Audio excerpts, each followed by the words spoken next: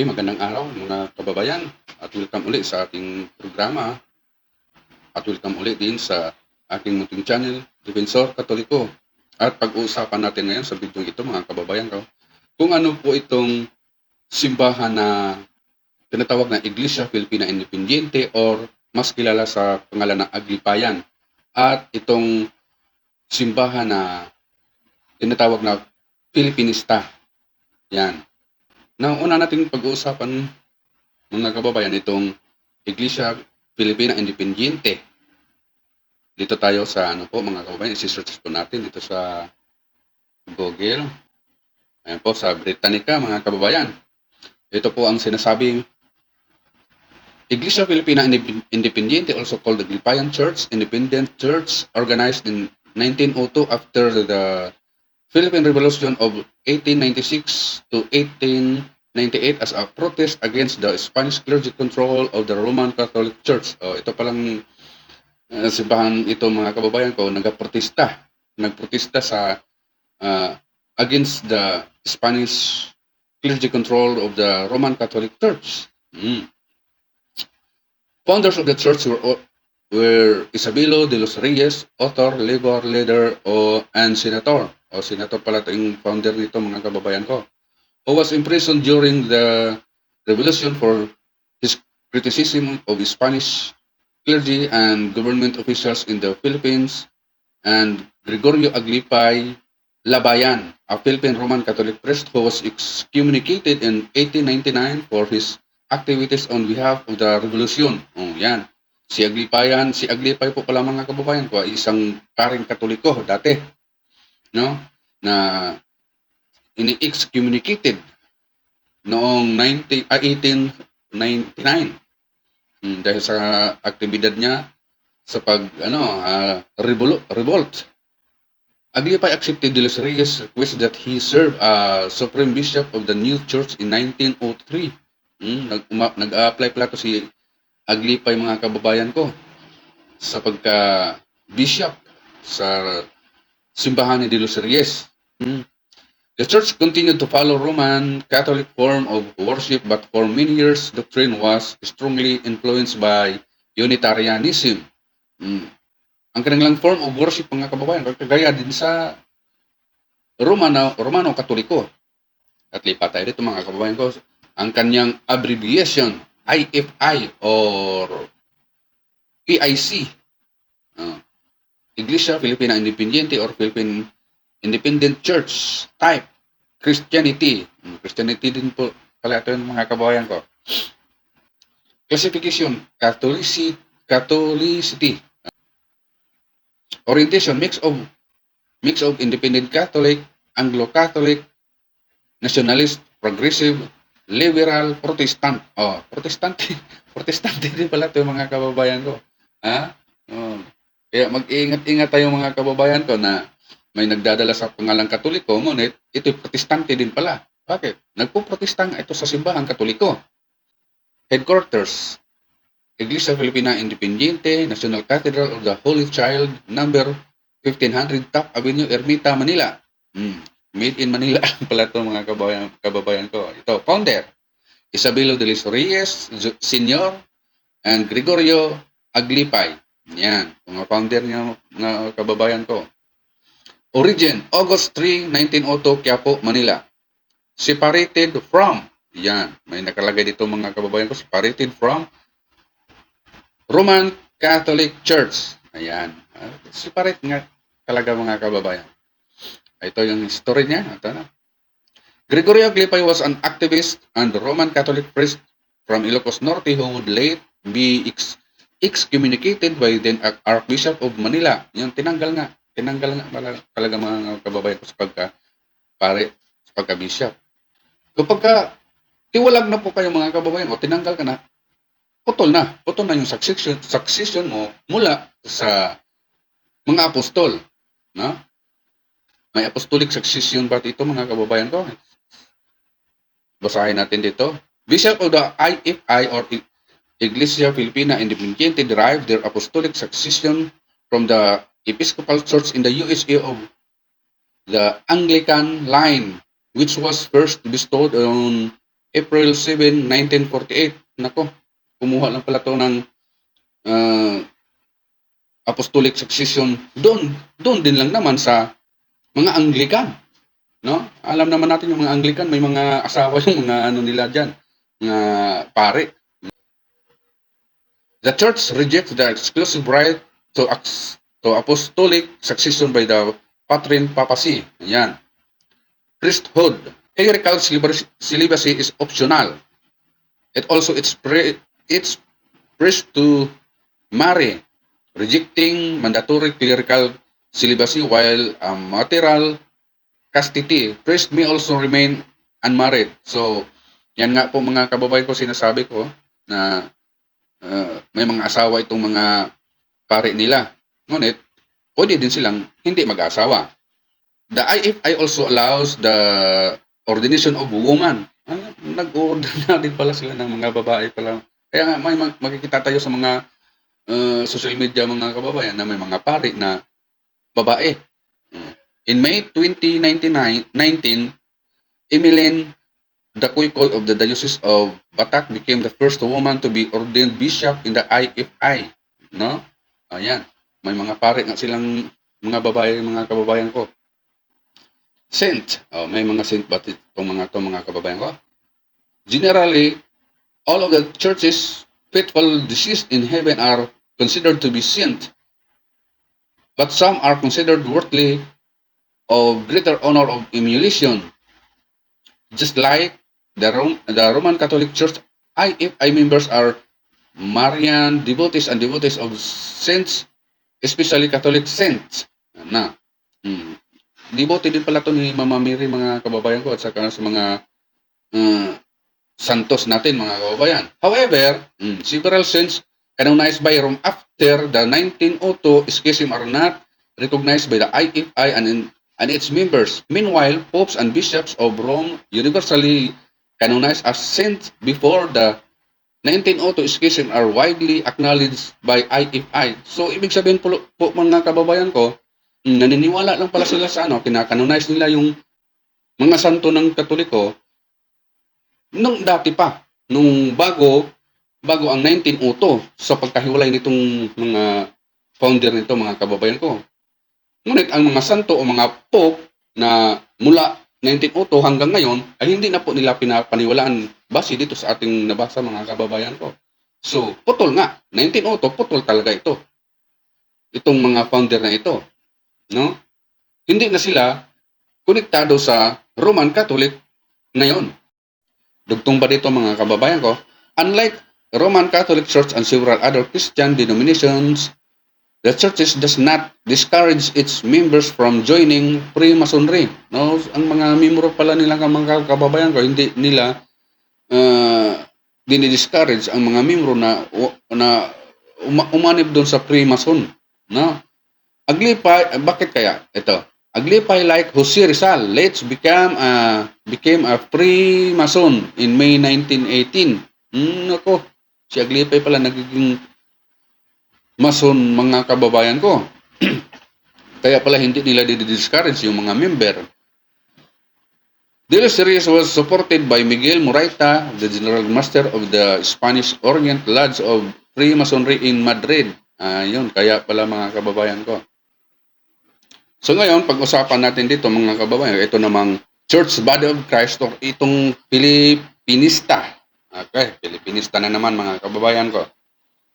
The Church Body of Christ Pilipinista, simply known as CBCF of Pilipinista, is an independent Christian religion organization that originated in the Philippines.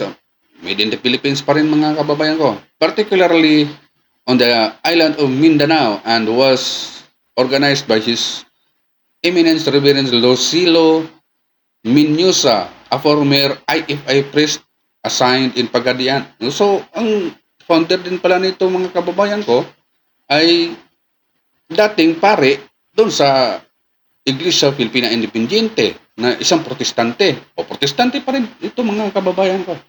No? Nagdala lang sa pangalang Katoliko. Ngunit hindi Romano Katoliko. It's schism from IFI and Independent Church of Filipino Christian was proclaimed in 1966 due to doctrinal position and its quest to find the real church that Jesus founded.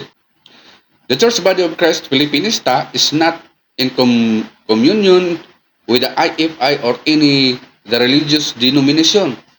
Galing itong founder nito mga kababayan ko, ito Filipinista, galing pala ito sa IFI. Ngunit hindi naman pala ito nakatanggap ng komunyon mula doon sa relihiyon na iyon na kahit nga daw anong religious denomination. Basbas lang ito ng sarili mga kababayan ko. Its central office is located at the Chapel of the Holy Child in Barangay Kitabag, Titay, Zamboanga, Sibugay. Mindanao nga. The Church Body of Christ Filipinista has its roots from the IFI under supervision of Monsignor Gregorio Aglipay D.D., who was the first Obispo Maximo of the Church.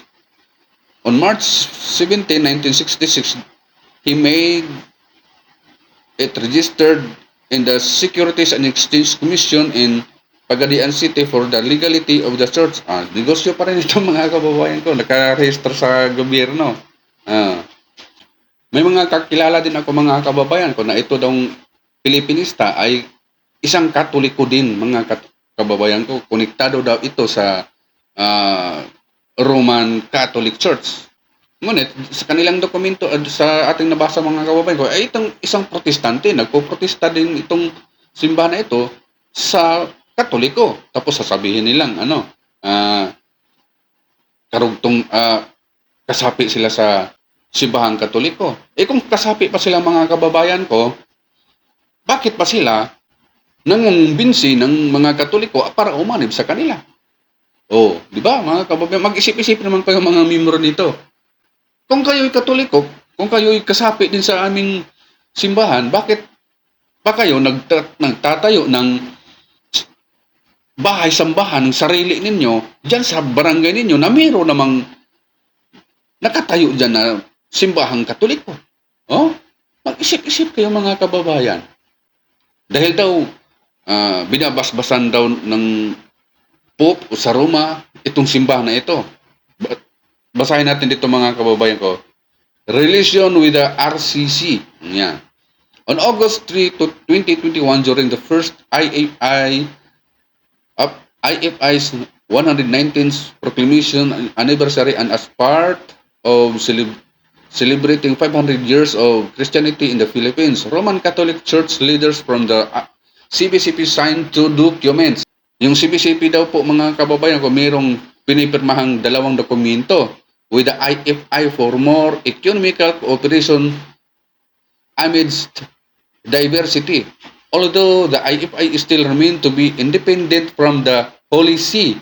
In the first joint statement, both IFI and RCC leaders asked and pray for mutual forgiveness for any injuries inflicted in the past and strive for the healing and purification of memories among its members. Yun yung unang first na joint statement nila mga kababayan ko.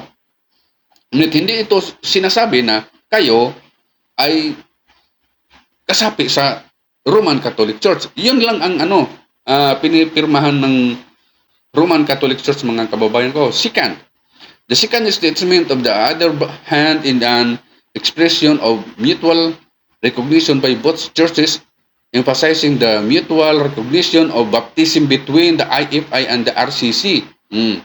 The tradition, the Trinitarian baptism formula of the IFI has already been recognized by the Roman Catholic Church in its list of validity administered baptism by other Christian churches.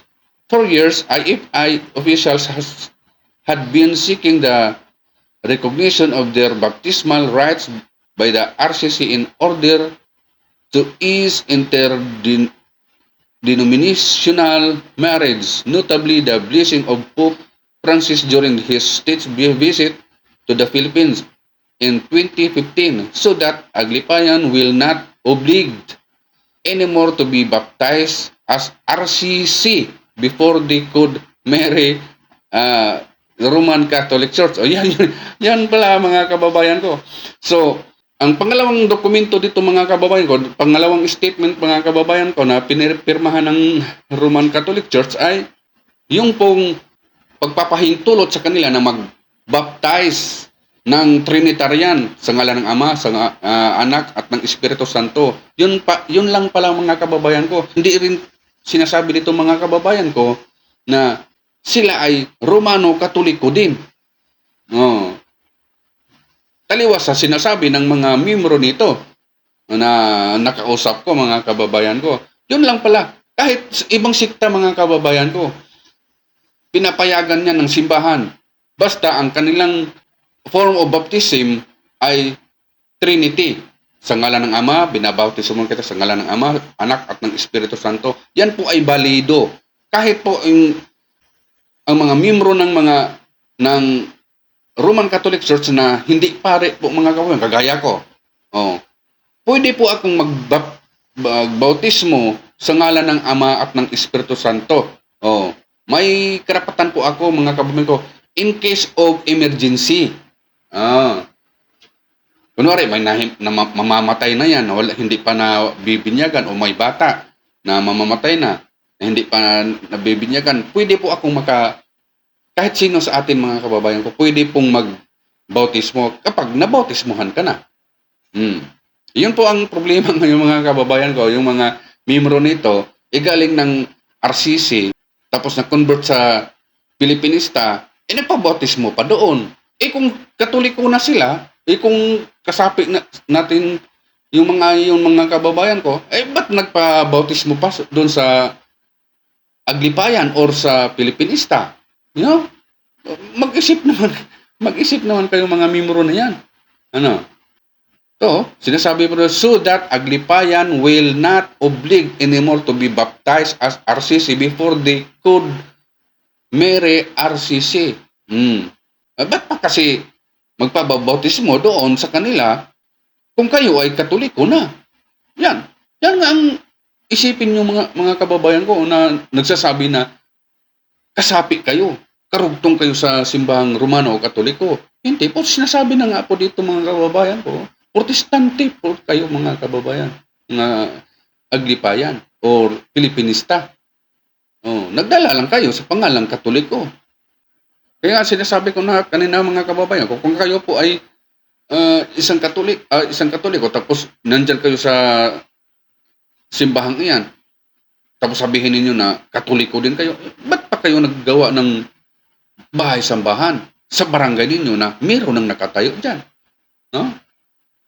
Sana po naintindihan po natin mga kababayan ko, at hanggang dito na lang ang ating episode mga kababayan, at ito nalalaman natin kung anong mga simbahang iyan. Muli ako'y nagpapasalamat sa inyong lahat na sa walang sawang panonood sa aking mga video. At ito si Defensor Katoliko, mag-iiwan ng walang manluloko kapag walang magpaloko. Salamat. Bye-bye.